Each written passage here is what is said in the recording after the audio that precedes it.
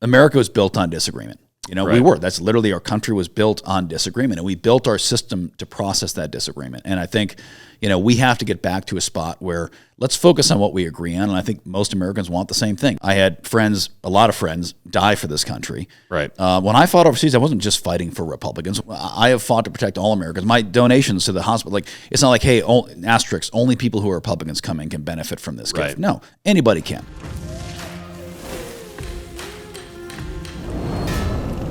All right, man. Thanks for coming out this morning. Appreciate Great to be here. Impressive operation. Awesome to see. Yeah. Well, thanks. I appreciate it. It was cool. Had Greg here, Putnam, a while back. Your business partner, right, Yep. in the ranch, from Little Belt. It was cool having him out here, and he told us quite a bit about what's going on the ranching operation and whatnot. And I think it's super cool. It sounds like a lot of really cool things happen around trying to get that meat from cattle on the ranch to actually into the local stores and local restaurants. And I actually had a different guy out here, Cole Mannix, the other day from Mannix Beef up in Ovando, and same thing. They're trying to start a co-op and figure out how to get local. He was telling me, I think only 2% of the meat sold in stores in Montana is Montana beef. Well, I think that's probably even a generous percentage. But yeah, that's close. I mean, it's not very much. Yeah. And, we started Little Belt with the express intent to stabilize America's food supply chain. Yeah.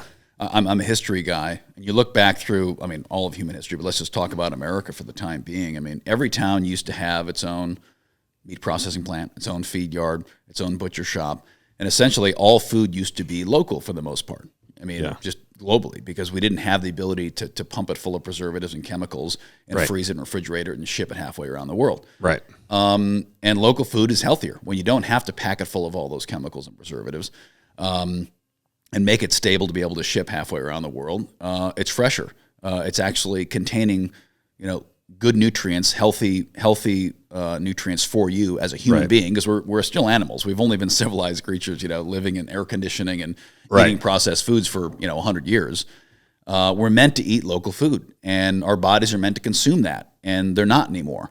Yeah. And our food industry has been hyper consolidated, and specifically our meat. 80% of processed meats in America are processed by 4 companies, 3 of which are foreign owned. Yeah. So not only is it our food supply chain is hyper brittle and consolidated, we don't control it as a nation anymore. Yeah. Yeah. And that should scare everybody. And people, we have short memories now with, Twitter and Instacart and all this crap. We have a 5-second attention span. But, remember those first few weeks of COVID, the shelves were empty. Right. You go to a grocery store, you couldn't get meat. You couldn't Right. get fresh food. And that wasn't even a real actual emergency. No. Wait until we actually have a legit, exactly right. a legit emergency. And, people act like, it won't happen this modern day. We have all these safeties in place. We don't have them. No. We had a fake emergency, a government imposed lockdown that literally brought our economy to a screeching halt. And the first 2 things you couldn't get were toilet paper, which I still don't understand that. Yeah. Yeah. And food. Yeah. And, all we do is talking about reshoring our semiconductor manufacturing, reshoring, our packaging, reshoring our car plants. That's all important. I support all that. I'm an America First economy guy. But no one's talking about our food. Food and water. Yes. Yeah, because the other thing's water. I worked for the power company and as a lineman, and if you lose power and you don't have the ability to pump fresh water, and especially in big cities around America, the system is entirely dependent on pumps running. And pumping fresh water. And the minute you don't have fresh water and you don't have food on the shelves, you want to talk about absolute mayhem. I was actually... You want to see societal breakdown? Don't take away semiconductors and smartphones. Take away food and water. Right. You got about 3 days before people start getting real hairy. Yeah. No, I actually met some local officials down here at the high school. There was the county had kind of all the officials from the different offices there just to do a kind of public meet and greet. And one of the gals was from like the law enforcement division here in our county, and they were talking about hey, this we're always prepping for emergencies, right? Wildfire and floods and active shooter situations and whatnot. And she's like, yeah, but that's not the stuff that keeps me up at night. And one of the guys was like, and I knew immediately what she was talking about. And one of the guys was like, what keeps you up at night? And she was like an EMP. Like something where a loss of all communication, all power, even if it's it could be a solar flare if it's a perceived attack, but if it's an actual attack, and she was like, there is no plan for that. Like, how do you plan for gas pumps not working, banking not working, cell phones not working, a run on grocery stores, a run on gas stations if there are even any that can pump, and the mayhem that would ensue when people they go to the store the next day and all the shelves are empty and there's no semis running. Well, and couple that with, we now have a population that is so soft and incapable. Yeah. It's not 50 or 100 years ago when all our trimmings would go away. People still knew how to grab their bow and arrow and their gun and go take care of themselves. Right. People now, they have a mental breakdown if their internet connection is too slow. Right. If they can't play their video games. Right. If their car gets a flat tire, they don't even know how to change it anymore. So couple the increased consolidation of our power grid, of our food supply, of our water treatment, of our electricity. Couple that with the fact that we now have a population that doesn't know how to live without any of those things for more than a day. Too out of shape to even walk anywhere even if they had the skill. It's a bad recipe. Yeah, and it's we would actually be, a lot of Montanans would be okay for a while in our state, because a lot of Montanans are capable. But when you look in other places, when I travel to New York City, I consider myself fairly capable guy. You're about as capable as they come with your training. I plant you in the middle of New York City, and we get attacked and shit entirely hits the fan, and you have 20 million people trying to leave the city over bridges and tunnels. I don't care how capable you are, and you don't have a knowledge of the city like the locals do and whatnot. I don't care how capable you are. You are at the mercy of the system, and it's going to be a real challenge.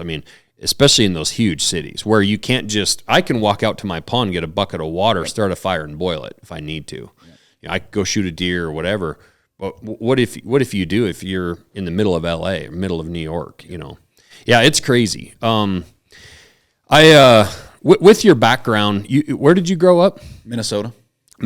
And what did you do? Were you in high school sports, or did you hunt, fish? What kind of things were you into? All the above, kind of, typical, Midwestern, kids upbringing outside all the time, tree houses, all that. And then, joined the military at 18. Yeah. Went to the Naval Academy. And then. What made you choose the Navy? At the time, children of the 80s and 90s, I knew I wanted to be in the military since I was a little kid. And for some reason, I just did. Yeah. One of the kind of turning points for me was, I think I was 5, playing with some trucks on our living room floor, and the first Gulf War kicked off, and I remember seeing this video. That was the first TV war. It was the first war that was really live, quote unquote live streamed. Desert Storm. Yep. And I remember seeing, just as a 5-year-old, this soldier, American soldier, running through the desert at night. There were tracer bullets flying by. He dropped on the ground with his weapon and was firing, and not a long clip, but I remember seeing that, and as a 5-year-old, it kind of occurred to me, like, hey, that guy's halfway around the world somewhere fighting, for me. Right. That simple concept of protector, I'm fortunate to have some people like that who are willing to be all over the world so I can sit here and play with trucks. And for me, that was kind of a turning point. And I just always wanted to be in the military. And then my neighbor growing up was a Korean War Navy pilot, great American, and he took me up flying when I was about 8 in his plane, and was like, hey, I'm going to be a Navy pilot, just like Harry. Yeah. And his son was a pilot, and they taught me how to fly. So I went to the academy to be Maverick, like everyone did, back then. But that was 2004, wake in 9/11, and I got to the academy and realized pretty quickly, like anything in life, your perception of an organization from the outside looking in is always going to be different than when you're in it and you understand the inner workings of it. Right. And once you're inside it, your perception can change a lot. And for me, it definitely did. Once I got to the Naval Academy, once I was in the military, once I realized, hey, we're fighting 2 ground wars right now. Low-tech counterinsurgency ground wars. Yeah. The pilots are pilots, that's all cool, but that's not the critical path right now. Mm-hmm. And there was a time, my plebe year, where our commandant, brought us all in and basically said, hey, we just recently taken our first academy grad, have been killed in action. Hadn't happened since Vietnam. And, they're basically, hey, more of you are going to be going to the ground forces. Mm-hmm. At that time they were taking sailors off ships and putting them in desert camis, handing them a rifle saying, hey, you're going to Iraq, you're going to Afghanistan, because we were tapped out. And to me, it occurred, like, hey, flying is a selfish desire for me. I want to fly. I want to be a fighter pilot, but the country obviously does not need fighter pilots right now. They need guys on the ground. So, and then as I was at the academy, became, enmeshed in the organization there, really came to admire the handful of SEALs I'd met and realized that that was a community I wanted to be a part of. And it was a long, winding road. I ended up going through Army Ranger School, Airborne School, Recon School. I went through the Ranger training pipeline first before I became a SEAL. But really, how do you go from Navy to Army Ranger School? Yeah, it's a long story. Basically, early in this war, the GWAT, this is the first time we'd ever taken, special ops are now, of course, it's all famous. Everyone knows, and everyone's got their favorite unit and their favorite team and all the video games and movies. But, 20, 30 years ago, other than Chuck Norris, Delta Force of the 80s, special operations was still kind of obscure by design. But, with Rumsfeld's desire for a light footprint war, which of course it wasn't, but that's how we wanted to start it, special ops was really thrust into the limelight after 9/11. And rightfully so, as a counter-terrorist focused operation, special ops was in fact, best suited for a lot of that. But this was the first time, the history of American special operations is pretty interesting. And actually Montana is the birthplace. It is. Devil's Brigade. Exactly right. And a lot of people don't understand that really cool history we have in the state. The first Special Service Force was its official name, called the Devil's Brigade, right up in Helena. Combined with Canadian forces. Yep. And that's one of our super scoopers at Bridger Aerospace is called the Devil's Brigade in honor of that, because the Devil's Brigade was 60% American, 40% Canadian, developed for a very specific mission. And like our company, we have a lot of Canadians that work for us because the Scooper is a Canadian aircraft. But in any event, leading up to GWAT, American Special Ops, you had Air Force, PJs and Commandos, you had the Night Stalkers, you had Delta Force, you had Green Berets, you had Rangers, you had SEALs, and they all kind of just did their own thing. They didn't really work together, especially the SEALs. We were the redheaded stepchildren of American Special Ops for 50 years. It was always an Army show. The Army always ran SOCOM, ran JSOC, it was an Army show, and it still is, really. We were this little, dongle off to the side that was like, hey, you go swim around and do your thing, but we're the real guys. Yeah. And, the Air Force had fairly successfully attached itself to kind of the Army infrastructure as a support mechanism of that, but the SEALs really weren't. We were off to the side. And therefore we did things differently. The Navy is different than the Army. Our ranks are different. Our verbiage is different. Our vocabulary is different. How we structure our units is different. And, what they'll call a fire team, we call a bow crew. What they call AWOL, we call UA. You guys make it real hard for a civilian to keep up. Oh, I know. I hang out with my veteran friends because I didn't serve, and I'm just like, I'd be talking about something, I don't know what the hell that is, and they explain it, and it's like, oh, well, it's the same as this thing over here, and he's like, gee. And the Navy is by far the odd man out of all that. The Air Force, the Army, Marines are fairly aligned. We're like totally out of left field. So anyways, going into GWAT, basically, it was the first time we'd taken all those different commando units and literally just mushed them together. Yeah. And said, hey, you're all, Task Force Dagger, Task Force this, Task Force that. You're all working together. And to be quite frank, it didn't go very well. I mean, I won't get into this when I have a whole lot of time, but there were a handful of missions that were complete disasters. And a lot of it stemmed from just the lack of interoperability between organizations, and in many regards, specifically the SEALs. Yeah. And, to this day, there's still a lot of those challenges, but, the SEALs were just so different. And the simple fact is, water. I mean, I don't care what anybody says. Everything's harder in water. It is. Yes, everything's harder underwater. Everything's harder after a 10-mile swim. Everything's harder when you're freezing and soaking wet. So our radios, our weapons, our procedures, our team structure, our communications, everything was structured around you're going to be wet and cold, and your radio's not going to work, and you won't be able to communicate, and it's dark, and you can't turn a light on. So it was a totally different paradigm. And when you jammed all those people together, it was like taking 4 different football teams, and all of a sudden going and grabbing a water polo team and saying, hey, you guys are on the same team. Now you're all playing basketball together. Right. And needless to say, there's going to be challenges. So anyways, long answer to a short question. When I was at the Naval Academy, I actually wanted to quit my first semester. I basically was like, hey, I'm leaving. I'm resigning. I'm leaving because I wanted to go fight. And I realized I was going to be in school for 4 years.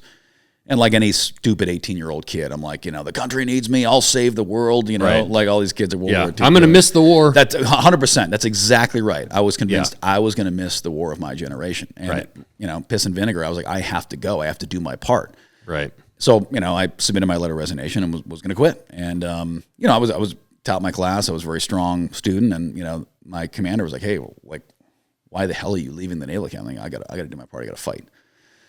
He said, okay, well, that's your choice. I want you to meet with someone before I'll get this process, but hey, go down and need to meet with this guy tonight. And, long story short, I went and met with this guy that evening, and turns out it was a full-bird Army colonel, which is an 18-year-old midshipman. That's about as far away as you can get. Yeah. Very senior guy, and he was a special forces colonel in the Army. And he'd just come back from, I think, his second or third tour in Iraq and Afghanistan, and he was the assistant commander of all special operations there. And he said, hey, your commander called me and said, you're quitting and leaving. I'm like, yes, sir. I'm going to miss the war. I got to go fight and do my part. He's like, well, son, I just got back from my third deployment. Like, we're going to be fighting this war for the next 20 years. And obviously a very prescient comment. He was totally right. Yeah. And he spent his whole year fighting throughout the Middle East. He's still a very close friend to this day. And he said, well, here's something I'm working on. He's like, we're having issues with, I know you want to be a SEAL, and based on all your stuff, you're going to be a SEAL out of the academy. And at that point in time, I think to this day still, the academy has about a 98% pass rate in BUDS. And BUDS, from the whole SEAL pipeline, from pre-BUDS through INDOC through SQT, it has like a 95% failure rate. So for the academy to have a 98% pass rate, it's a huge inversion. That's because they prep and screen you so hard there. Right. He said, we need to figure out how to make the SEALs work better with the Army. The Army's never going to adapt to the SEALs. There's 80,000 Army special operations enablers, operators, everything else, and there's 2,000, in the SEAL community. The big's not going to adapt to the small. Right. And for a while, they were taking SEALs and then sending them through Ranger School, sending them to Green Beret training or whatever, and it just wouldn't work. It either schedules, guys go and get hurt. You get a very valuable asset. Once a special operator is trained on operational, there's more professional athletes than there are shooters in our special operations community. Those guys are prized assets. You don't want to go send them through a training program and have them get hurt, or now they're it was a bad investment. And so they kind of stopped doing that. And I said, but we want to send guys before they become SEALs so they can understand the Army. They can get kind of bathed in the Army policy and doctrine. And then once you become a SEAL, you'll have a better understanding of the Army so you can integrate better. Sure. So I got to be part of this really cool program where, went through Airborne School, Ranger School, went with a Ranger Regiment for training, Special Forces detachments for training. So got to, get qualified with the Ranger program, got to, train alongside the Rangers, train alongside the Green Berets, got to do a deployment there overseas. And it basically came out of that, quote unquote, an Army Special Operations qualified guy. And then finished my time at the academy, went into the SEALs, and oddly enough, my first deployment as a SEAL, I deployed prior to that, but as a SEAL, my first deployment, I land in Baghdad, and guess what? I'm embedded with an Army unit, an Army Special Operation unit at Fort Bragg.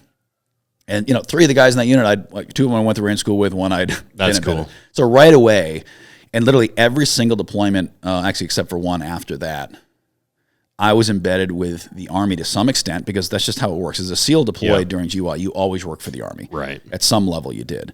And not a single deployment by where I wasn't, that Army experience didn't pay huge dividends for me and my team, because, I had the credibility with the Army guys, because there always was this rub. Now the SEALs, you guys are the water guys, the surfer boys. You always have tans and long hair. We do the hard work. The Army guys, we do the hard work. You guys are a bunch of showboat Hollywood guys. Right. And this is before Bin Laden. It got really bad after Bin Laden. Yeah. But so yeah, it was a great experience. I loved it. I love our Army Special Operations community. We're so lucky to have them, and our U.S. Special Operations community is a really special thing.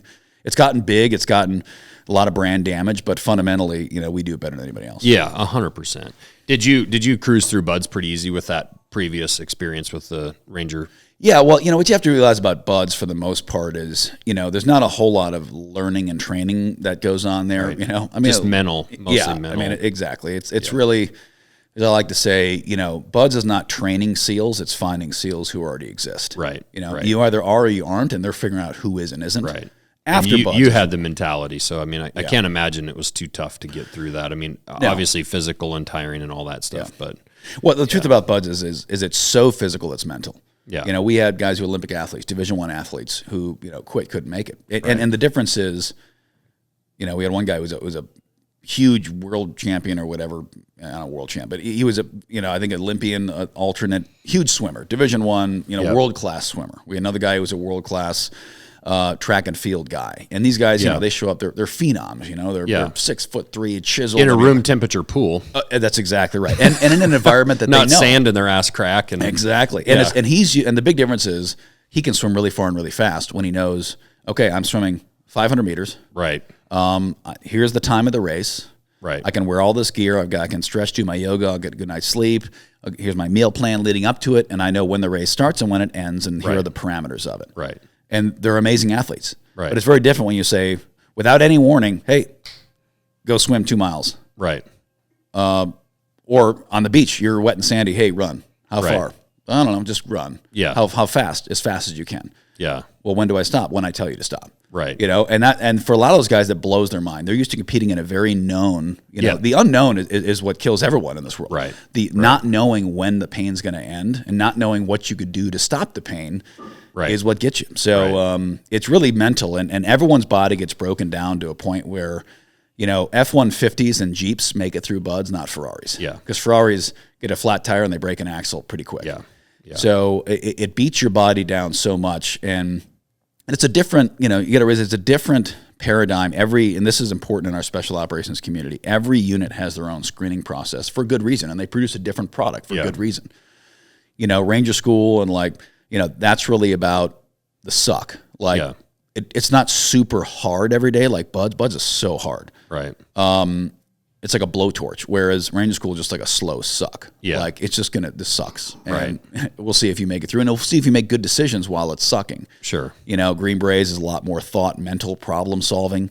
You know, it's not nearly as physically hard as the others, but it's extremely mentally challenging. Language, you know, solving these tough problems, interpersonal dynamics. Yep. And that's they're training, you know, OSS type guys to not go in and kick doors and blow stuff up. They're training guys to go in and build an army. Right. So that interpersonal skill and that problem solving is key. What they want there. So you know, each process has its lineage for screening for a reason. Yeah, yeah, and I would love to dive into, you know, way more of all this stuff, but I mean, there's a lot to get to. I know you got you know, relatively short time, but lastly, what happened? I guess we'll kind of skip through and what happened with you getting injured in combat. Yeah, so I got, you know, I did several deployments, and one of my deployments in particular, you know, we lost, you know, we were half of our platoon, we were down 50% strength. And once again, what I was just talking about, you know, in every deployment, but this one in particular, 2012, you know, we'd be a SEAL team, but then we'd have Army soldiers attached to us as enablers and support. We'd have psychological operations guys attached to us to do our PSYOPs. We'd have a civil affairs team to help with our key leader engagements and building bridges and all this other stuff. And other deployments had been counterterrorism related for me, where we were doing, you know, more direct action stuff. And as an officer, you know, in the SEAL teams, it's a little bit different. You know, you've spoken to Greg, and you know, he was a sniper for me. He was one of the snipers on one of my SEAL teams. You got breachers, you got JTACs, you got skill sets that the enlisted guys are the real quote unquote operators. And obviously, as officers, we're still SEALs. Yes, we go through training and we can, you know, we're in gunfights and all that stuff. But at the end of the day, our job's to lead and to manage the team. Right. Set strategy or execute strategy and make sure it comes out on the battlefield tactically the right way. So for me, this deployment was a huge departure because we were doing what's called VSO, Village Stability Operations. And that was a very new thing for the SEALs. And in fact, at the time, it was a very controversial thing for the SEALs to do. Yeah. You know, because it was traditionally more of a Green Beret mission. So there was a lot of pushback in the community saying, hey, this isn't a SEAL mission. Right. Why are we doing this? And, you know, my stance, especially with my guys, like, hey, guys, a SEAL mission is whatever the mission is. Whatever they hand you. Like, that's the nature of our community, is whether you like it or not, we have been given a mission, and we must execute it the SEAL way, which is the best possible way. We're going to lean into this, and you know what, Village Stability Operation may be a Green Beret job or a civil affairs job, but right now we've been tasked with it, and we're going to do it the best goddamn way possible. Yeah. So that deployment in particular, we were out in an outstation, and there was one time I didn't shower for 65 days on that deployment, didn't bathe for 65 days. And, we were living out in mud huts, full beards, long hair, like we were full on native. Right. And we didn't have much support. The movies you see, the SEAL teams and everything, the perception is, we come from a big mega base, we go out with our night vision goggles and helicopters and hit a target and come back. We have the drones overhead. And that's certainly the case when you're doing strike force ops. Right. This was not that. I mean, we didn't have air support most of the time. We didn't have, there were times we couldn't even go out at night. Yeah. I mean, the rules restricting what we could do in that period of time was extremely restrictive. When we were fighting with, one hand behind our back and 2 feet. This is the Obama era. Yes. Yeah. CivCAS was number one. Like, they didn't care if we killed the enemy. They only cared if civilians were accidentally killed, even by the bad guys. But if it was a gunfight, we'd get held responsible for it. So, I got wounded that deployment. We lost half our platoon that deployment to injuries. I'm really proud to say in all my deployments, I never lost a man under my command. But, either through investigations for civilian casualties. So I had to actually leave one of my teams and take over a different team because this team, there was a cloud of suspicion over them. Like every time this would happen, when the enemy uses civilians as a shield, and then you have to defend yourself or complete a mission, and a civilian dies tragically. Right. It's called war. Right. But you're guilty until proven innocent. Right. And that particular team had lost several team members sent home, and then I had to go take it over because one of those was the team leader. And then we were already at like 2/3 strength. Then we had a bunch of guys get wounded because it was a very kinetic area. We were in gunfights every day. And now we were at half strength to include my second in command and my lead EOD LPO. Mm-hmm. There was no leadership left. And, I was running this platoon as the team leader, as the commander. And it was like, there's no way, because if you get wounded, the way it worked, basically, you get wounded, you call it in. Once you report something to the chain of command, what's called CCIRs, Commander's Critical Information Requirements. Once you report those things, you lose kind of control of the situation. Yeah. Once you report a CCR, higher headquarters takes over and says, boom, okay, this happened, civilian casualty, friendly wounded, whatever. And they basically tell you what happened. So you get somebody wounded, like as soon as that guy's wounded, he's like, medevac shows up in the next few hours, he's on the helicopter, he's gone. Yeah. And he's probably going all the way to Germany and then home. Right. And at that point, we couldn't handle anymore. So, I got wounded and injured, a couple of times on that deployment. Shot or blown up or? Yeah, both. Yeah. So, and didn't report them because I'm like, I can't leave these guys. They've already lost one commander. We've lost our second in command. So you were shot and didn't report it? You just taped it up? Yeah, just keep rolling. I mean, it wasn't an option, Right. People look back and, it's crazy. It's like, no, it's not. Actually pretty common. Right. When guys get injured. Right. Obviously it wasn't a serious injury. If I'd lost a leg in ID, not report that. Yeah. It's like, but, if you're shot through the liver, it's a different story. That's exactly right. But, not like John Kerry here reporting every hangnail. Oh, yeah, I got to go home. It's like, no. And I had guys get injured throughout that deployment, wounded and injured, like, hey, I'm not leaving. I can't leave the team. We're at half strength. We can't afford to and they're sending you home if that happens. Totally. Yeah, totally. Yeah.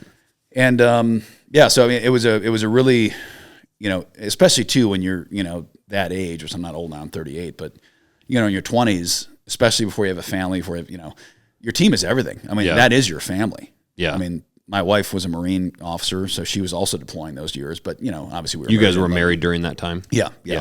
We actually got married through the mail because we couldn't be in the same country for years on end. So gosh, what a romantic. Yeah, I know. So I'm a mail order husband, believe it or not. That's awesome. But, your team is your family, especially when you're the commander. You feel personally responsible for them. And, that's how I ended up running for office, which is terrible. This sucks, by the way, never run for office. But, we got to save America is what it's come down to. But, it sounds, from everything you've said, you basically, really to me, all this stuff, you pretty much sound like just a rich out-of-stater. Yeah.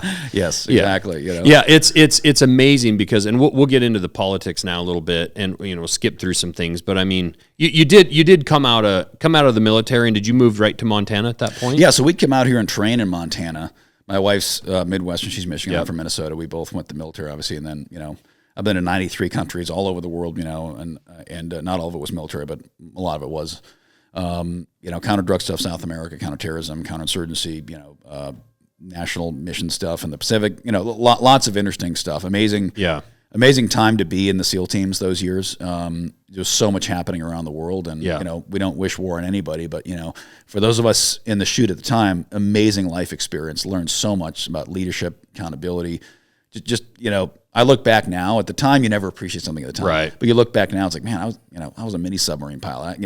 I was a 26-year-old guy in charge of, dozens of Americans in the the amount of confidence the U.S. government placed in me to lead these people at that age. Right. We talk about 26-year-old kids living in their family's basement now because they can't find a job. Right. At a fast food restaurant. It's like, man, I was leading dozens of Americans in daily combat halfway around the world. Yeah, with your life and theirs in your hands. That's exactly right. Yeah. But we'd come to Montana to train before we go to Afghanistan. Yeah, people don't know that. There's a lot of special operations training that happens in Montana. With the mountains, especially now with the training that's going on with getting ready for like cold weather type warfare situations, the Bob Marshall Wilderness.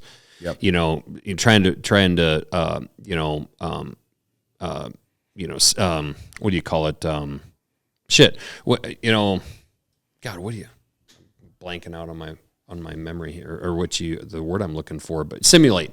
Okay. Trying to simulate like high mountain, high mountain stuff, rescues, moving across terrain. So Montana, and that's exactly how we ended up here, was because literally, again, a lot of people, we're at our lowest participation rate percentage-wise in the military in the history of America right now. Yeah. So a lot of people just don't understand the military and how it works. And the truth is, when we were getting ready to go back to, I say back because, we invaded Afghanistan in 2001, then we kind of abandoned it and fought Iraq, and then we kind of re-invaded Afghanistan in 2009, 10, 11. Yeah. And when we were getting ready to go back, almost nobody had fought there. They'd all fought in Iraq. When I was going back, I was the only guy in my platoon who'd been to Afghanistan. The rest had all been Iraq veterans. Yep. And it's a very different war. That was an urban SWAT team fighting war. Very tough, no question about it, but just different. Yeah. And now we're fighting a mountain war where you almost never pulled your trigger at a target less than 300 yards away. Mountains so tall that you literally can't fly helicopters to the top of them. Oh yeah, I mean crazy. Montana are foothills compared to that. Yeah, 100%. 23,000 foot peaks. And incredibly rugged terrain too. So anyway, so we were getting ready to go back, and frankly, like all of our mountain bases, were literally full. Just like our mountain training areas get booked just like hotel rooms do. Yeah. And you'd have the entire U.S. military reconfiguring from a flat desert ground war in Iraq to go fight in the mountains of Afghanistan. Yeah. And as a result, every training area basically in America was essentially booked, unavailable for use. Yeah. So, as a team leader at the time, I set up a training pipeline out here in Montana where we basically start down by Twin Bridges, and we'd work our way up the Continental Divide all the way to Glacier and do high angle shooting, horseback riding, climbing, high altitude medicine, all this, just like you said, all the stuff you have to do to be ready to fight in the mountains, because it is different, the way your gear's set up, the way your weapons. Like in Iraq, you'd have a short-barreled AR with a suppressor with an EOTech. Right. In Afghanistan, you're going to have a 7.62 long rifle with an optic, because you're not entering rooms every day. You're shooting guys in the next ridge lines. Right. So all that difference has to get shook out in training before you get there. Yep. And I'd been to Montana before as a kid. We'd drive out and see the national parks and everything, but when I spent several weeks out here with my team, my wife came out and visited on one of those trips because we almost never got to saw each other. It was like 45 days across 6 years we saw each other. And we both said, hey, if we ever get to choose where we're going to live, we plan to do careers in the military. We think we'll come out to this region. It wasn't necessarily just Montana, but, this region of the country. Yeah. And this is where we're going to, start a family or whatever, whenever that happens. And we thought that was 10, 15 years away. But, I got injured and got out. So we said, all right, let's no time like the present. Let's start a new life. And we chose Montana specifically. We looked at Idaho, Wyoming, and everything else, but we chose Montana specifically. And Bozeman. So we actually tried to do Lewistown. Okay. Because we were going to start our aviation company. And I'll talk about that in a second. But Lewistown has the old B-17 base. Yep. And they had that old hangar there that we wanted to use. Unfortunately, it's an old hangar, and a lot of the rules around it, and fire suppression, and couldn't get something worked out with the city. And great folks up there. I love Lewistown. It's my favorite. Yeah, it's a cool town. Yes. If I was going to move to the east side, it would be Lewistown. Oh, yeah. And that's where we really wanted. Well, technically, it's the center. It's the technical center. It is actually. Well, and it's to me, you can pheasant hunt, antelope hunt, elk hunt, deer. Fort Peck Reservoir, it's we ranch right over the hill there in Martinsdale. So love Central Montana. It's my favorite part of the state. But we but in any event, we it didn't work out because so we went to Ennis, and then we eventually settled. We bought our hay farmland we're on still to this day. In 2013, we bought it there in the Gallatin Valley. Yeah. And in retrospect, we're not like city people, but thank God we did choose the Gallatin Valley, because MSU, as our company grew beyond, like you just described, your company's doing amazing. We bootstrapped ours, and I thought maybe when we started my company in my barn, we'd have 8 employees one day, 10 employees maybe. But we weren't doing it to get rich. We just said, hey, we want to live our own life. We want to do something we're passionate about, and every cent of savings we had, we bootstrapped it. But thank God we did choose Belgrade Airport, which is where we're based, because that talent pool at MSU proved absolutely critical for us. Yeah. When we hit our high growth phase. Yeah. But the thesis behind our company was, when I was a team leader, we'd have the support of aerial surveillance a lot across all my deployments, and I saw how powerful it was to have aircraft overhead with sensors that could literally save lives: infrared, electro-optic, synthetic aperture radar, GP. I mean, I can go on all the different capabilities those aircraft would give us as a team leader and help us make good decisions and save lives. Yep. One of the times I was injured overseas, it was a hellfire from a friendly aircraft shot us instead of the enemy. Oh. And I don't know. Do you know what the largest killer of U.S. troops in the first Gulf War was? No. Us. It was friendly fire. Really? And I think if we had good numbers, you go back every war, you'd see that's the same: Vietnam, Korea, World War II. It's really hard to get an aircraft overhead to do exactly what you want it to in cooperation with troops on the ground in the middle of a gunfight. It's hard. Yeah. And what this type of technology did for us overseas, was life-saving. So about the time I was getting out, the investigation was getting complete of the Yarnell Mountain fire incident. So you remember that in Arizona. Yep. The Granite Mountain hotshots. All 19 of them were killed alive, burned alive. And the team leader made the right decision with the wrong information. He led his team into a box canyon thinking the fire, what he'd been told and assumed was the fire was going a certain direction. He was going to protect his team with this movement. But what he didn't know is the wind shifted, and especially in that part of the country, those sagebrush, high mountain fires, high desert fires, they spread so fast. I mean, you saw that fire in Texas a few weeks ago. We were fighting. At peak spread, that fire in Texas was consuming 2 football fields a second. Yeah. Explosive. It creates its own weather. That's exactly right. So these guys got burned over, 19 of them killed. And when the report came out there in 2015, as I was getting ready to start the company, I realized, man, if those guys had the information, if that team leader had the information I had as a team leader in Afghanistan, they'd all be alive. Yeah. So I started Bridger Aerospace with the vision of trying to bring that capability of real-time infrared situational awareness, common operating picture to the wildland firefighting realm. And yeah, it was a total all risk on, just like, hey, burn the ships moment. Like, did you have a business partner in it with you? A couple people? Yeah, so my co-founder, my wife obviously was involved in everything. My co-founder was another military friend of mine, a lifelong friend, lifelong Democrat actually, and we're still great friends. We found an awesome business together, and you can still work together. Republicans, Democrats, they can get along. Believe it or not, Wow. and I'm proud of what we did together. Wouldn't that be nice? You'll never hear about that in the Montana liberal press and Right. Tester's campaign because they've got to paint me as some sort of evil person. But we started a great company, and it was all risk. I mean, there was no safety net. Yeah. And, we pulled no money out of it for years and Sounds familiar. Yeah, all about it. And it was a great journey. But, so we ended up, 2 guys in a barn. And now, 9.5 years later, all over the world between affiliates, subsidiaries, companies we've sold, spun off, we've created about 450 jobs all over the world. About 250 here in Montana, across all our companies. And it's been a great journey and all veteran founded, veteran led. And every company we've founded has a mission. Yeah. We're not making data apps and yoga pants. We're not planes that fight wildfires, Right. Technology to protect the warfighter. Right. And we're feeding America with Little Bell. So, what I look at is, and I was doing some reading last night and this morning, and I'll be full disclosure, and I don't know how this would be officially documented or whatever, because I'm sure it wasn't. But growing up, John Tester, who you're running against, for people that are national and don't understand Montana and whatnot, John Tester's U.S. Senator, has been in since 2006, from Big Sandy, Montana, small little ranch farm town out in eastern Montana. We consider east. It's still, I guess, west of Lewistown, so it wouldn't be, it's east of here. So he was actually, kind of, I guess you'd call my godfather. Like we didn't have family close, and my parents had an excavation business and whatnot, and they got to know the Testers when I was a kid, put in their septic system at their farm, got to know them real well. John was a school teacher, music teacher, I believe, and then wheat farmer, and he also cut beef. And he would bring our beef. My dad wasn't a hunter, worked too much really, so he would deliver our beef every fall. Really, up until I was mid high school probably range, when Tester went into I think mid 90s or so. He went into state senate or state representative, but. So the point is we knew him extremely well, very, very well. And I've never met him, so you know him infinitely better than I do. Yeah, and it was either my dad or John had bought a semi. I think up in Canada, and they had actually, my dad helped him, or John helped my dad, one way or the other. I remember them taking and going and getting this semi and having to come over Lookout Pass and bad weather, and then windshield wipers and shit weren't working, and like I mean, it was like pretty close relationship.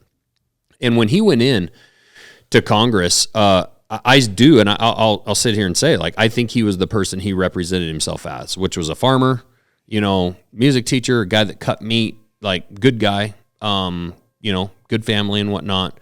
But I remember arguing, and if I could go back, I'd probably change my argument at this point. But I remember arguing with my brother-in-law at the time because he was, he's running against Conrad Burns, and my brother-in-law was adamant that I shouldn't be voting for Tester. I was like, I know the guy. Like, I know he's a Democrat. I know Burns is a Republican, but like, this is a good guy. And at that point, Burns had been in Congress, frankly, in my opinion, too long. And I believed when I voted for John that I was voting for somebody that was going to go to Washington, fight against corruption, make the right decisions for Montana, and whether or not we agreed on every single little issue or not, he was going to be a good guy and make the right decisions. And I believe at the time that was the right choice. That was in 2006. We're talking almost 20 years. 18 years later, that guy's been in Washington, and you just look at his voting record, how little we see him in Montana. He used to stop at my parents' place a couple times a year when he was back from Washington, driving through Lincoln from his side of the state over to this side, say hi and whatnot. I haven't seen him in years. I haven't heard from him in years. The guy just slowly got away from Montana, and I feel like Washington eats good people.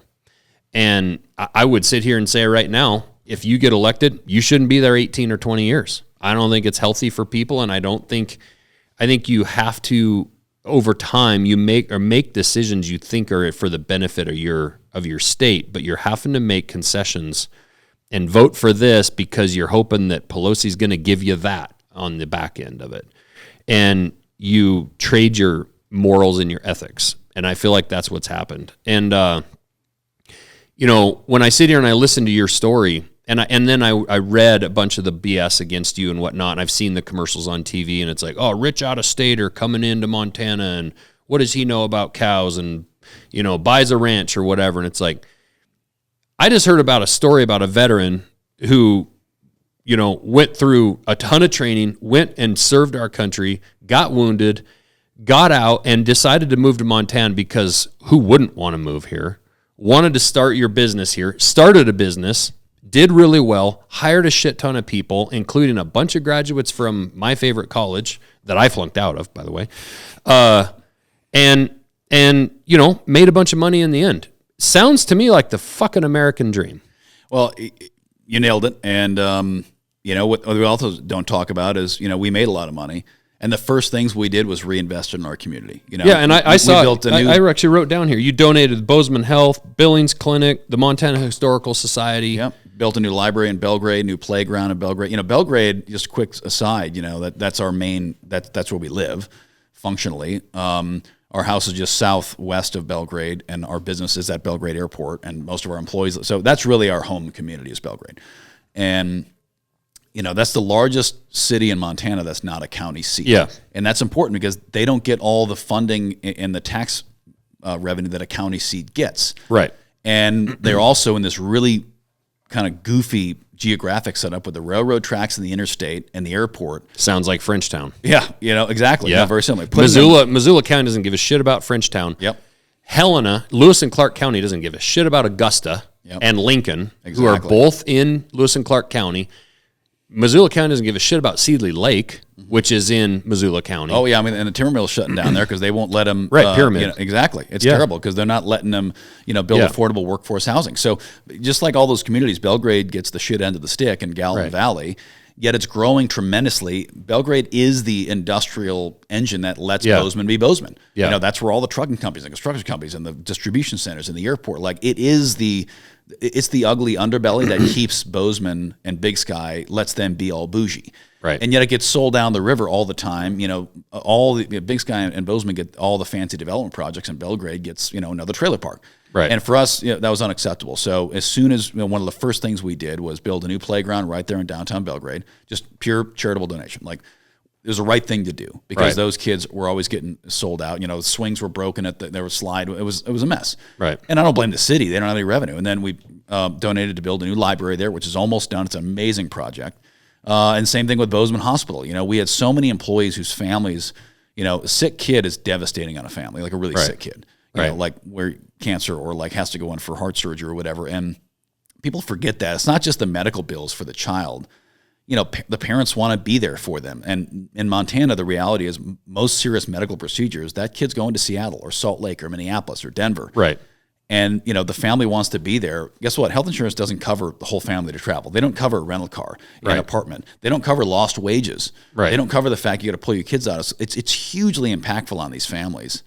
And I had multiple employee families who were just getting torn apart by this. So we donated several $1 million to Bozeman Health to create a pediatric subspecialty center there and a neonatal intensive care unit because our babies, you know, and it really pissed me off in Bozeman where we've got this town with all these incredibly rich billionaires, you know, the best fly fishing gear, the best outdoor gear, the best backpacks, you know, the best skis, lasers, you know, Gibson guitars, you know, all these articles talking about how amazing the manufacturing technology in Bozeman was, yet we couldn't care for our sick children. Right. And for me, that was a dichotomy I was refusing to accept. So, yeah. All by the time you're 38 years old. Well, right? Yeah. Well, am I wrong? No, you're right. God, you sound like a real piece of shit. Well, no, but I think that's why they're scared, though, and that's you also mentioned time in Washington. The day I announced I signed the term limits pledge, because I agree with you 100%. Like our founders, I will vote against you in 20 years. Good. I'll be gone by then. I can promise you that. And I'm serious. I don't think people should be there that long. No. You know, I don't believe John Tester was a bad guy 20 years ago. But he might be a bad guy, you know. I don't know him. I don't even necessarily think he's probably a bad guy right now. But he's been eaten up by Washington. The guy, and there again too. Like we're talking about a guy with you that's led people. John, I hate to say it, John has never led anyone. Like he was a farmer and he was a meat cutter, and I'm not disparaging any of that stuff. Like I am a huge advocate of farming, ranching. I believe it's an industry that's underappreciated. Just what we were talking about, you know, grocery stores and they are feeding our country. So I'm not disparaging farming, ranching, meat cutting. We're working with the bearded butchers on butcher knives right now. You know, Superior Meats out here does a great job. They cut up all Mannix's beef. We're in 4-H. We've got a cow that's going to have a calf any day now. My family's from ranching background. Like I'm not disparaging that, but there is a difference. Like I was, for example, I grew up in excavation. I was a lineman. I started this company. I had never led people until 2 years ago. It's a whole other skill. It's a different skill. And I want representatives going to Washington that understand business. I don't want some broke ass, like you're being disparaged because you got wealthy, because you started a business after your military career and everything that you gave to the country. You then started a business. It was successful. And then now you're into these other successful, missions and things, businesses that you're in right now. That's the kind of people I want in Washington. Like, I don't want a bunch of broke ass, dumbass rednecks out there. I want people who are smart, who can lead people, who can problem solve. You know what the number one regarded institution in America is? Like what Americans respect the most? What institution? What's that? Small business. Yeah. They love small business. Yeah. They love their Montana Knife Company. They love the business where they know the owner. They got 10, 20, 30, 40 employees. Right. They know they're going to get a fair shake. They know if they have a problem, they can call the owner or call the manager and say, hey, I didn't get a good deal. Oh, great. We're going to fix that. Right. And they know, and why do they like it so much? Because there's trust, and trust comes from accountability. Yeah. Because they know that small business, if they don't take care of their customers, they're not going to be a small business much longer. They're going to be gone. Right. And you know what the second highest regarded institution in the nation is?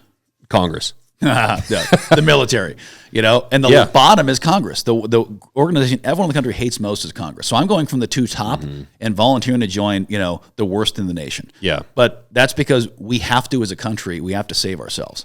And we have to get people from the top 2 to go to the bottom. It's the only way you're going to raise confidence. And most people in that building right now, as you know, we're at the lowest participation rate ever of veterans in the U.S. Senate and Congress, ever. Almost none of those people have ever signed the front of a paycheck. They don't know what it means to balance P&L, to make payroll, to understand that when you don't have enough money in your company's account to make payroll, guess what? It's coming out of your pocket as the owner. Yeah. And that's a concept that would do us well in a nation where we're fiscally insolvent right now. And, one of my first policy proposals is no balanced budget, no paycheck. If Congress doesn't pass a balanced budget, they don't get paid because they were the ones responsible. Yeah. No, it drives me insane because I'm also seeing, we have a growing business. We're doing well. And I get people to say oh, you're getting rich or whatever. And it's like, you have no idea how much money it costs to grow a business. Like we're still making knives on my home piece of property where my house is because we couldn't afford 2 years ago when I started this building to buy a piece of land in this county and build a building. And we're just now getting to the point where we think we can do that. And it's still going to be a real struggle. It's, we've 56 employees or whatever now. And I still don't think we're even close to where I'm like going to sit back and be comfortable. Right. Like it still feels like we still need things to go really, really well. So, the fact that you grew your business and hired hundreds of people and created revenue for your local economy plus the national economy. Well, and jobs like this too. I mean, it's important to differentiate. Again, like you, I'm not disparaging any other jobs, but I think number one, there's a huge problem in America. We've been selling out 3 generations of Americans by telling them if you don't go to college and get a 4-year degree in underwater basket weaving or gender studies, you're a failure. Right. And if you work with your hands, you've failed. You need to go work with your mind and sit in a cubicle and stare at a plasma screen TV and be a house cat. Right. And what that's done is no matter what it costs you and your family, who cares how much debt you incur by getting your useless degree in sociology? Yep. Do it. Because that's what you need to do to be successful. Right. And meanwhile, we don't have enough linemen, diesel mechanics, welders, pipe fitters, carpenters, electricians. Right.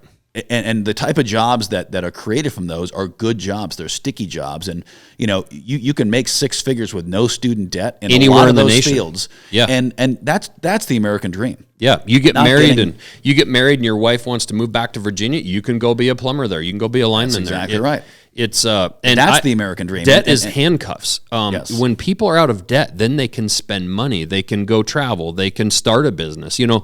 Once I wanted to start this company years ago, but I had to get out of debt, in which I wasn't out of debt. I still had a home loan and whatever, but I had to go take that lineman job and get a secure, good paying job to then be able to start this business at night and in the mornings, to then start my small business, and then I could quit my job. If I had tens of thousands of dollars in student loans, I never could have started this business. Yep. It's my biggest fear for my own kids that they'll go tie into a ton of debt without a plan. Now, my daughter, she wants to be a veterinarian. She's got some money saved up from her 4-H, and I've told her I'm not paying for college. Like, I'm not giving you money for college. You have to do it on your own. And she's got, fortunately, she got a full ride scholarship to go play basketball at Carroll College, and I told her, if you can get yourself through vet school without debt, you're going to do really, really well. And she'll thank you for that in 10 years, 20 years. They might get mad now. Well, I thought you were going to pay for college. No. It's why not one of my kids are driving a car that was over $5,000. Like, drive the older vehicles, stay out of debt. I've had too much debt in my life. I've had bad debt in my life. Like it's handcuffs. It changes all of your decision-making process. If you're in a shitty job and you want to tell your boss to shove it and change jobs, you can do it if you're not dying for money month to month, and you're like, I'm going to take a risk and quit my job and find another one in the next month. Well, you can't do that if you're too tied down to debt. And when we see our tax dollars going to our country, like I don't want Russia to take over Ukraine. I don't want Ukraine to lose. I want to see Germany and Poland and Great Britain and Ireland and all those countries around stand up first. That's exactly right. And that's the dishonesty in this narrative. I mean, I was on NBC Montana this morning. I had this total joke of an ambush interview where they just, hit you with all the crap you just read, instead of talking about the issues that matter. And this is a conversation that Americans should be having. And instead it's, if you don't support sending $60 billion to Ukraine tomorrow, you're pro-Putin. Right. It's like, no, not at all. I hope Ukraine kicks Putin's ass. I believe in the right to self-determination, but are we supposed to defend Taiwan and South Korea and Right. continue to keep peace in Bosnia and hold the Middle East Right. and help Israel and help Ukraine. Meanwhile, no one else in the world is doing anything to help these countries, Right. or it's token assistance. Well, we have homeless people sleeping all over the streets, And in we our have a own wide country. open border. Yeah. We have bridges collapsing. We have a country that is in dire need of reinvestment. We Right. have people who can't fill their gas tank, can't afford groceries. Right. And what you just said is absolutely right. Like Europe, the only reason Europe has the time and the space and the money to make stinky cheese and retire at age 50 is because America stood on the wall and protected them from communism for half a century. Right. And the only reason South Korea has one of the darling economy of the world is because there's been 20,000 American troops in the 38th parallel since 1953, keeping the Right. communists out of South Korea. Right. So the free world exists because America has preserved it. Freedom of navigation.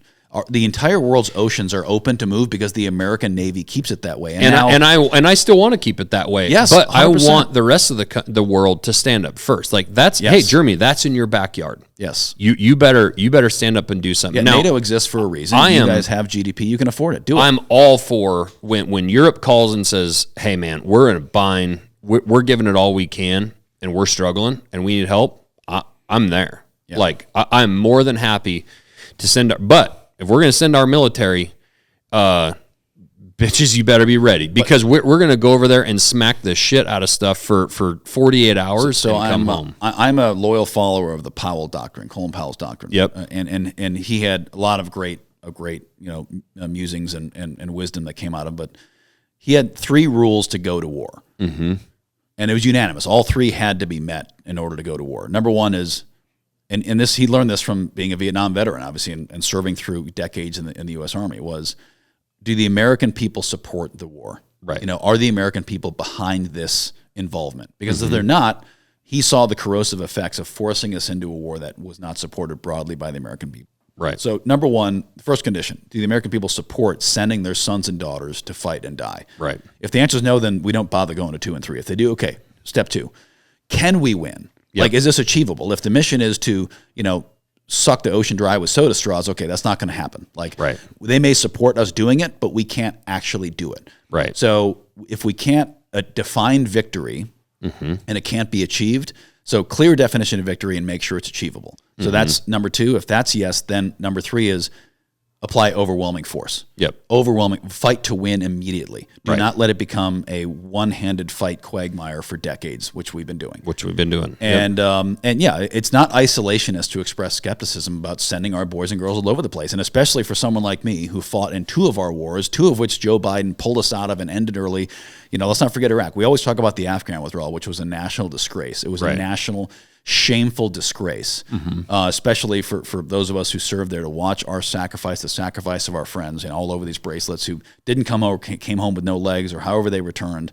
To watch that sacrifice be so dishonored in such a flippant, way, and just like, oh well, we're done. And Right. those 13 kids killed at the gate there. It was Yep. disgusting and it was shameful. At Abbey Gate. But Yep. everyone forgets about Iraq too. I mean, he did the same thing in Iraq. Biden was the architect of the Iraq pullout in 2011, all so that in 2012 Obama could get reelected. Right. And then guess what? We had to invade Iraq for a 3rd time 4 years later to fight Right. ISIS. Yeah. So, And I'll say I think we needed to get out of Afghanistan, but in a way, like I don't think we should be sending guys over there with handcuffs on and not understanding the mission or how we win. And let's face it, it's their country. They should be able to run their country how they want to. Like this whole idea that we have to spread American democracy to every country, like they don't want it. Well, and let's not forget this.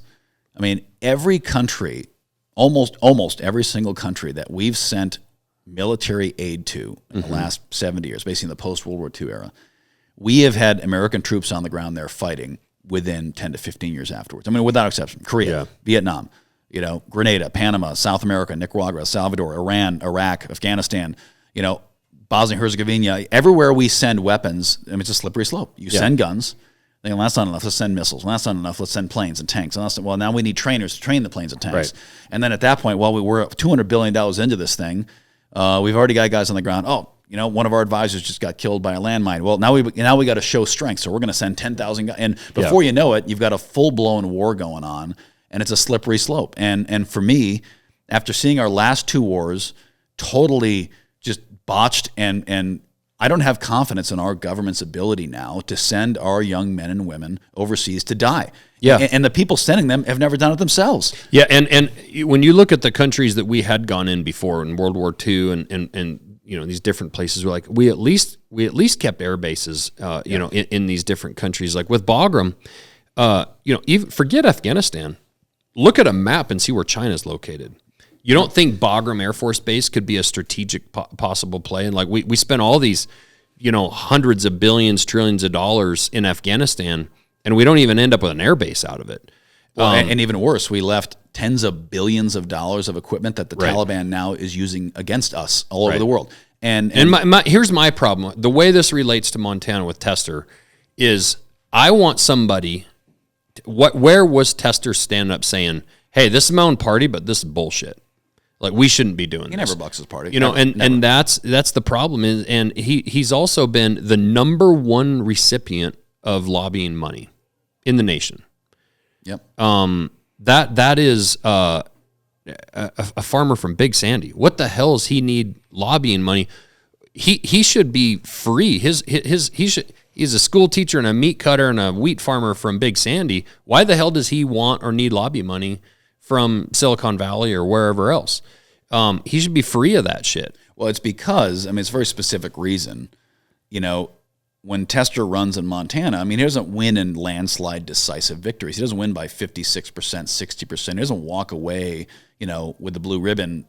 It's always a fight. It gets 47, 48, 49, 50.1%. It's always a tight race.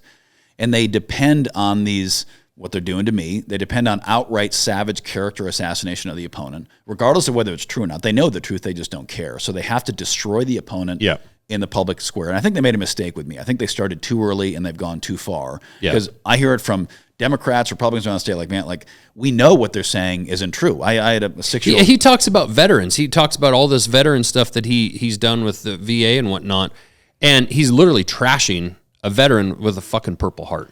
Like that, it pisses me off. It pisses a lot of people off. That's what I'm saying. They've gone too far. People are like, dude, hey man, why don't we argue policy? And like I said, I had this hit piece news interview this morning, NBC Montana, where it's like, hey, why don't we talk about the stuff Montanans care about? Montanans don't care about the Montana Free Press bagging on my business. They don't care about whether or not somebody wrote an article in the Daily Beast. They don't care about that. They want to know, how are we going to fix inflation? How are we going to get enough workers to build our economy? How am I going to be able to afford a home in the town I live in? How are we going to stop having how are we going to stop our crime, and fentanyl from pouring into this country? These are the things they want to talk about. And instead, they spend tens of millions of dollars of dark money distracting people with crap like this. Yeah, and running an ad with a pink hoodie, a pink, that's the thing. Like I Googled your name this morning, and the first website, paid site that came up was Tim Sheehy, and I click on it, and it's this attack website, and it talks about your guys' ranch and having merchandise and pink merchandise, and it has your face. You look like some gay cowboy, whatever, on these hats and shirts. It's got a price, it's got the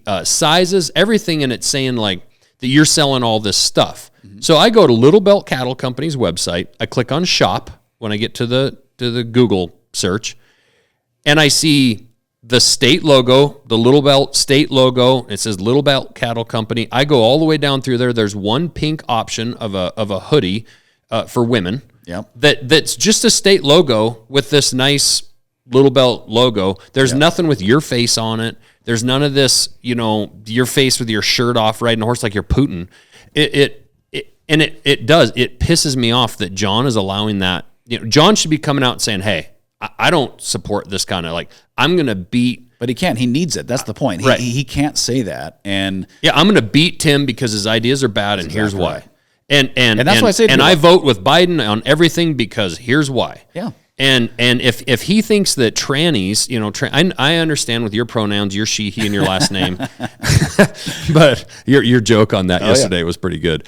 But if he thinks transvestites and freaking changing genders and whatnot is what farmers in Big Sandy are worried about, then he should stand up and argue it. And that's why I always say I'm not running against John Tester. I don't even know the guy. I'm running for the revival of America because we are facing. I don't believe in running on the politics of fear, but I believe in running on truth. Yeah. Let's just be honest. Our nation's insolvent financially. We have an immigration catastrophe happening. We've lost the last 2 wars we fought voluntarily, not because we could win, because we chose not to win. We are now tiptoeing into potentially world wars in Ukraine and Taiwan and Israel. I mean, we have serious structural issues. We're arresting homeowners for kicking people out of their homes that are squatters. Right. We are arresting cops while criminals who beat cops walk free. Right. I mean, boys are in girls' sports. Girls are like, it's lunacy. What's happening now. we have Palestine, supporters taking over colleges. Where is John? Where is John getting up on the news saying, "Hey guys, this is bullshit"? And on all these issues, there's comments. I'm a common sense guy. I'm not some crazy right winger. Like, if you're a consenting adult, you want to go pay to have your penis removed and be great, man. I have no problem. Like, but don't make my kids do it. I enjoy watching the TV show Botched. I mean, I'm all for it. Like, I don't want you in a locker room with my 8-year-old daughter, and don't make me pay for it. And don't make me change my language around it. And if you want to. And this is where I've lost my respect for John, because I actually don't think John believes in most of this shit either. Like, I actually don't think some farmer from Big Sandy goes to Washington and decides that, we should allow Palestinians to take over college campuses. Yeah. My problem is that he doesn't have the balls to stand up and say something about it because he's kowtowing to his party. And that's the part. That's because he needs the $100 million from Chuck Schumer through Shady Sheehy and Last Best Pack. He needs that money to survive. And I have so much respect for Tulsi Gabbard out of Hawaii. Yes. Tulsi. Great American. Tulsi and I were together last weekend. We're actually going to be together in June in a shooting competition with SIG. Tulsi did what I wish more people would do, which is they went there. She went there. She originally was the star of their party. She was the next up-and-coming superstar. They were tapping her for everything. And Obama wanted to push through a certain bill, and she said she wasn't going to vote for it. And she got the call saying, if you don't vote for this, you don't play ball, like your career's over here. She didn't do it. She wrote an op-ed, and they washed her out of Washington, D.C. Yeah, look at Kirsten Sinema. And she left the party. Who got pushed out of the, she's an independent senator that's not running again in Arizona because she refused to help disintegrate the filibuster. She said no. And they basically pushed her out of the party because of it. And I have ultimate respect. Like, I don't care how many senators need to go there or representatives need to go there and get washed out of D.C. before people finally stand up and say, why are good people like Tulsi getting washed out? Well, and that's what people ask me, like, why the hell are you doing this? I'm like, because we have to save this country. Yeah. My favorite senator right now on both sides of the aisle is John Fetterman. Like, I was like, who the hell is this, like, Addams Family character, can't even, mumbling around. But now it's like, I don't know what drug he took or put on those basketball shorts. That guy's, I don't agree with him on much, but, like, I respect the fact that he's actually speaking out against his exactly party. Right. And it's not even just, he's just common sense. Like, guys, why would we do this? This makes no sense. Why in the world is my party supporting a terrorist organization? Yeah. And you have to respect that. And a number of other things. It's not a Democrat and Republican thing. Like, I can understand there's some differences we're going to have. You and I probably would have differences over what is abortion? When does it start? When does it stop? What is gun control? What's acceptable? What's not? Like, we're going to have, and like with Tulsi, the way she felt on guns originally, she was a little girl that grew up in Hawaii, an anti-gun state. Oh, yeah. Surfer girl, like, of course she didn't understand the gun thing. And over her career and her experience in the military and in Congress and everything that she saw, she evolved. And it's a comment that I saw one of the Black Rifle guys put on her post when the guy was trashing her about her 2A stuff. And he's like, well, I also used to shit my pants and now I don't. Like, we evolve. Yes. Right? Like, she at 16 years old and 20 years old feels differently now than she does at 40. Right. Good. That's how it should be. That's exactly right. And there are things that are more political. There's things that are left and right footballs. And then there's just shit that we shouldn't. A boy and a girl. It's pretty simple, guys. Like, now, I will protect the right of a 25, 30-year-old to make his choice to go to the doctor and cut his fucking penis off. Like, fine. That's his right. Let him do it. Same with the Palestine. You want to protest for Palestine? Go for it. But, like, don't whine when the consequences for your bad behavior and you get tear gassed in the face. Don't whine about it. Well, because you're the one that chose to go out and do that. I'm not saying you don't have the right to, but I'm also saying we have the right to. But you don't have the right to threaten the Jewish professors that's trying to come to work. Exactly. And that's the thing, like, protest all you want. Like, there were a couple protesters, 4, 5, 6 out there yesterday when Trump Jr. was here, and marched up on the end, put their little flag up, like, fine, do whatever. I don't give a shit. Do whatever you want. And it started raining, and they all went home because they really don't actually believe in it. But protest all you want. But when you stop students, when you're canceling, was it USC canceled their commitments, their graduation commencement? Oh yeah, I didn't see that. I mean, holy shit! I mean, we're allowing the inmates to run the asylum here. Well, and that's happening nationwide. That's what I'm saying. I mean, homeowners are being arrested, when squatters are not. Cops are being arrested when criminals, the guys that beat the criminals in New York, they're out the same day. John Tester has a gate on his farm, but he doesn't want a fence at the border. Yes, and we have Donald Trump. New York City has time to prosecute Donald Trump. Right. And spend millions and millions of dollars on all these cases and change the rules to make it possible. Yet they say they don't have the resources to prosecute violent criminal offenders. Right. Let them right out. It's literally, like you said, it's lunacy right now. And that's why I'm running, because I fought for this country. I had a lot of friends die for this country. Right. When I fought overseas, I wasn't just fighting for Republicans. When I planes, I'm a water bomber pilot. That's my. Right. When I come in and drop water, I don't look. Was that a Republican house or Democrat? Your commander in chief was Obama. Like, we fight. Yeah. I have fought to protect all Americans. My donations to the hospital, like, it's not like, hey, asterisks, only people who are Republicans come in can benefit from this gift. Right. No, anybody can. Right. But, the point is, America was built on disagreement. We were. That's literally, our country was built on disagreement, and we built our system to process that disagreement. And I think, we have to get back to a spot where let's focus on what we agree on. And I think most Americans want the same thing. They want a secure border, cheap gas, safe streets, good schools, boys are boys, girls are girls. Like, almost every parent will be like, yeah, that makes sense. I want to be able to afford to live here.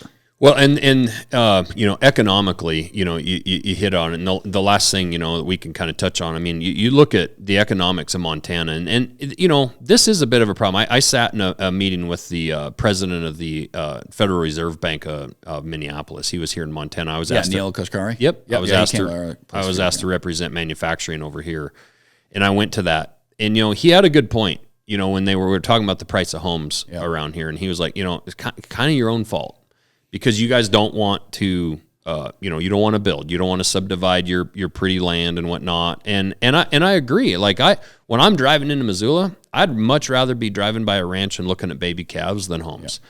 And I, too, am bummed out when I see ranches being chopped up. However, I have a 19, 20-year-old daughter that I hope someday can afford to buy a home.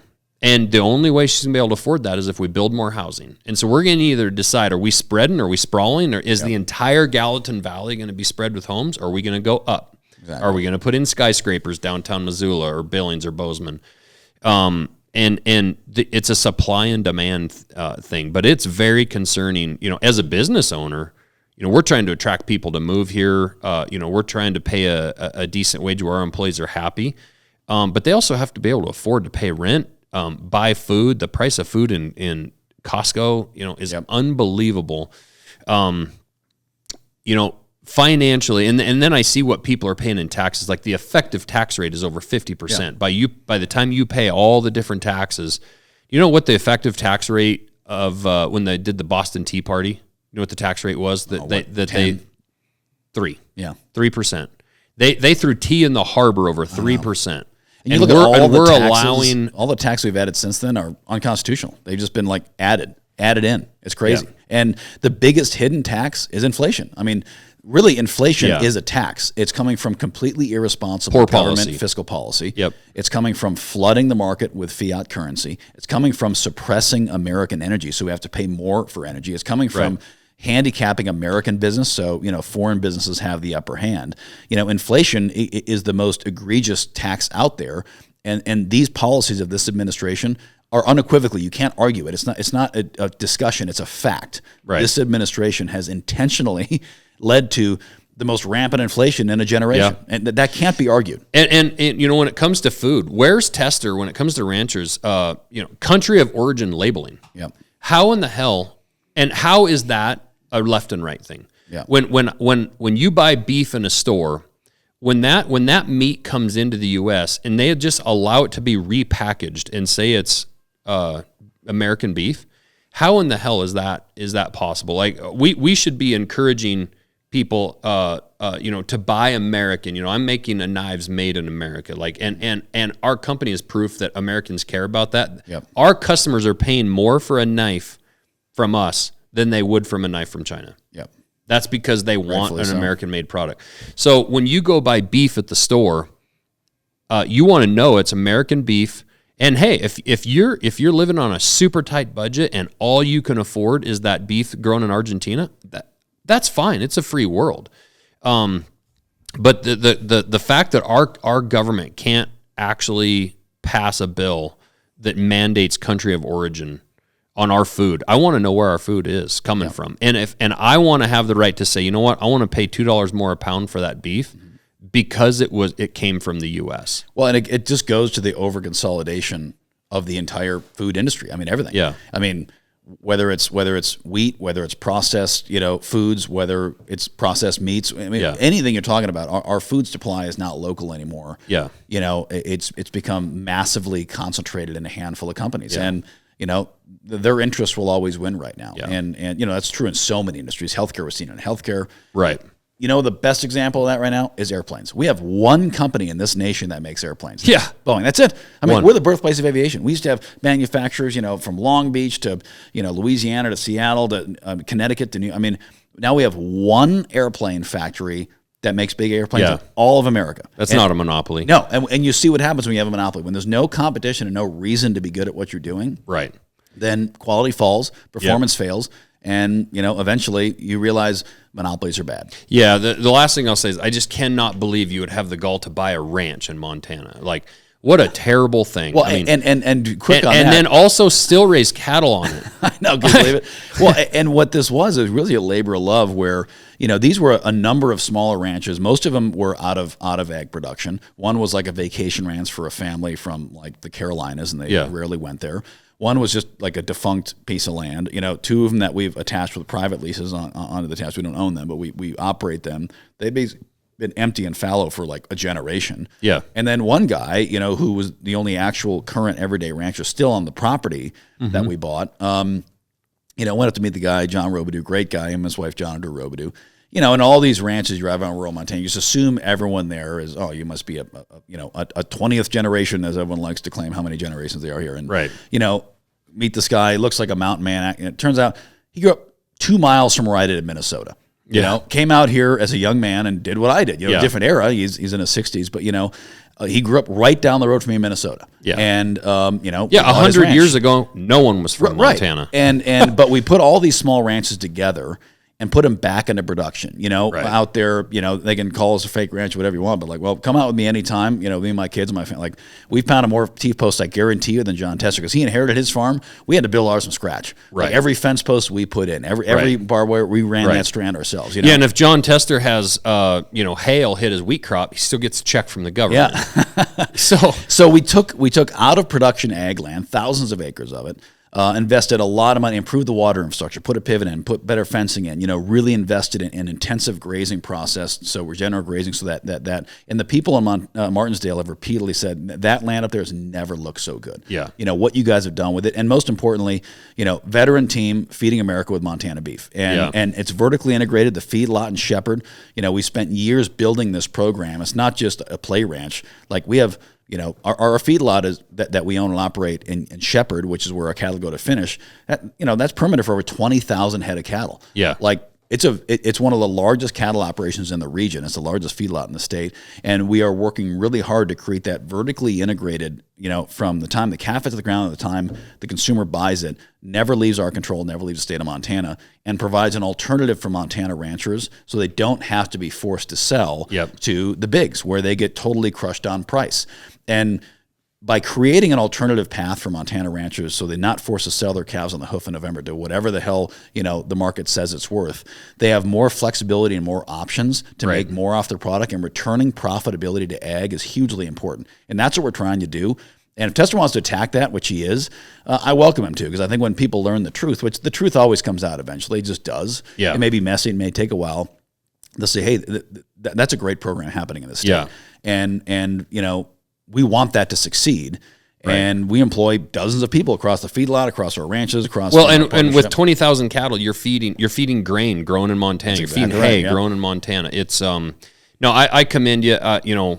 Veteran, Purple Heart recipient, business entrepreneur, hired people. knows how to lead people, 38 years old.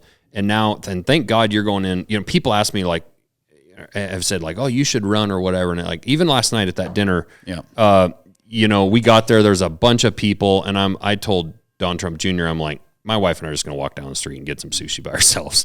Like, I really don't want to be in those rooms, but like, thank God somebody is. Like, you have to be in those rooms, you know, trying to get votes, trying to get donors to help.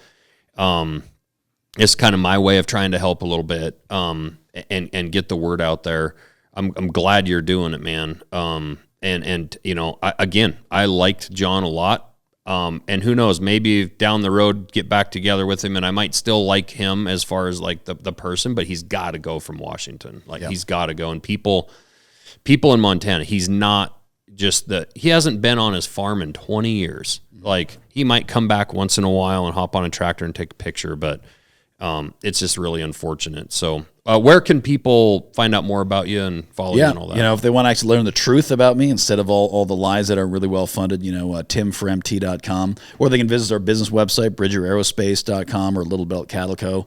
to actually see what our companies do and how awesome and, you know, how much we've grown like you from scratch. It's a great story that people should be proud of in Montana. Mm-hmm. It shouldn't be lampooned and made fun of. It should be held up as an example. And it's funny, all these media outlets that are now attacking us, you know, they spent years writing fawning coverage of Bridger Aerospace and Ascent Vision Technologies, and Little Belt Cattle. Oh, veterans come home, build great business, employ hundreds of people, donate millions to charity. What a great, fighting fires, protecting us.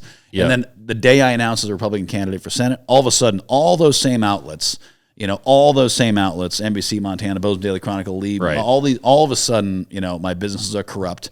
You know, I'm a terrible person. I'm incompetent. You know, the attack arm of the Democratic Party. And it's just like, you know, give me a break, guys. Yeah. And people see through that. I think they've leaned too far into it because people are seeing through it. So yes, they can visit any of our company's websites or my campaign site. I really do encourage people to go look at Shady Sheehy, and then and seriously, go look at Shady Sheehy, and then go look at Little Belt Cattle Company and and hit the shop button, and just look at it's just such a perfect, easy, you know, image of the dichotomy between the Democrat Party and people like Tester and what they're doing and what reality is. It's just such a, you know, it's like, I'm sure you don't really want people like going to your attack websites, but like, whatever, I don't care anymore. I really do. And then when you go to Little Belt Cattle Company, buy a hat. Yes, that's exactly right. Like, you know, and wear that around and tell people, you know, that's the kind of bullshit happening in our politics. And we need people like Tester to stand up and say, hey, I want to beat Tim fair and square, man to man. Like, that site should be shut down because it's absolute fraud. Yeah. You know, so, well, thanks for coming by, man. Appreciate it. Awesome business here. Maybe we can do another one come summer or fall when it gets closer to election. Yeah, it'd be fun. Yeah, appreciate you. Thank you.